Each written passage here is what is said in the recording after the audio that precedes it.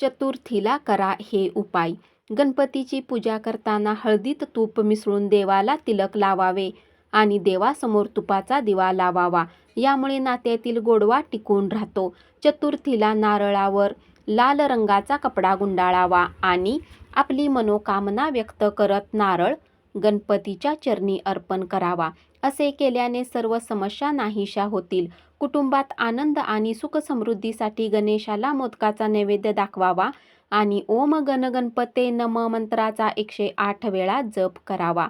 कार्यस्थळावर संबंध चांगले राहण्यासाठी गणपती समोर श्री गणेशाय नम या मंत्राचा 21 वेळा जप करावा आणि जास्वंदाचे फूल अर्पित करावे.